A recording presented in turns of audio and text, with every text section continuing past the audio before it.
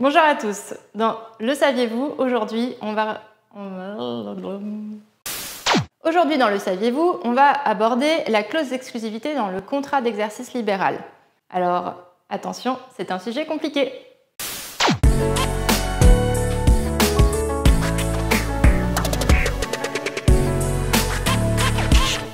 C'est tout simplement un contrat qui lie un professionnel de santé, type médecin, chirurgien, orthopédique, à un établissement de soins.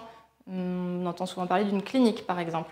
Ces contrats, ils sont assez réglementés. Il y a des clauses qui vont être obligatoires et puis d'autres qui sont plus souples, négociables, dont la clause d'exclusivité.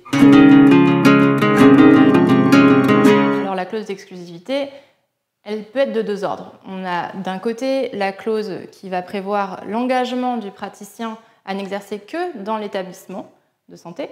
Et de l'autre côté, ça peut être le contraire, l'engagement de la clinique à n'engager aucun autre praticien de même spécialité en son sein.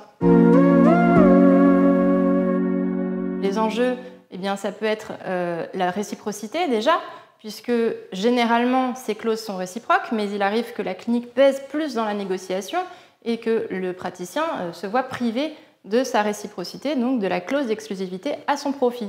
Dans ces cas-là, les clauses peuvent parfois être remises en cause.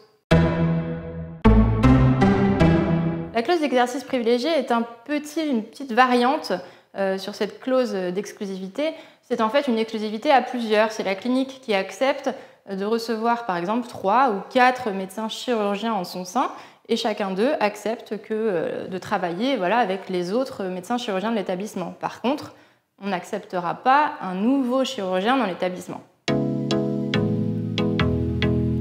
Les limites, elles sont de plusieurs ordres. Déjà, il va y avoir les limites imposées par le droit des contrats, c'est-à-dire l'effet relatif des contrats. Une personne qui n'a pas signé le contrat entre la clinique et le praticien ne va pas être soumise à cette clause.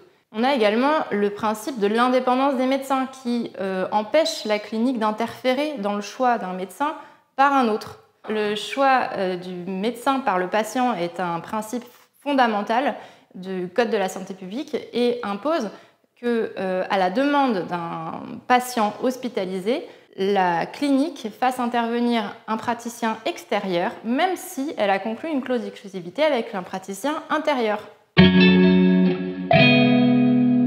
Attention, il ne suffit pas qu'il y ait une faute, c'est-à-dire un manquement. Il faut aussi qu'il y ait un préjudice et qu'il soit démontré. C'est-à-dire que les tribunaux ne vont pas indemniser un manquement à une clause d'exclusivité si derrière il n'y a eu aucun dommage pour le co-contractant qui a été lésé. Alors s'il y a un préjudice qui est démontré, les juges vont l'indemniser à hauteur du montant des honoraires des actes indûment effectués. Vous l'avez compris, la clause d'exclusivité, c'est terminé pour aujourd'hui. Alors attention, parce que c'est une clause délicate, dans la négociation des contrats, je vous conseille de faire appel à un avocat. En attendant, partagez la vidéo et je vous dis à très vite.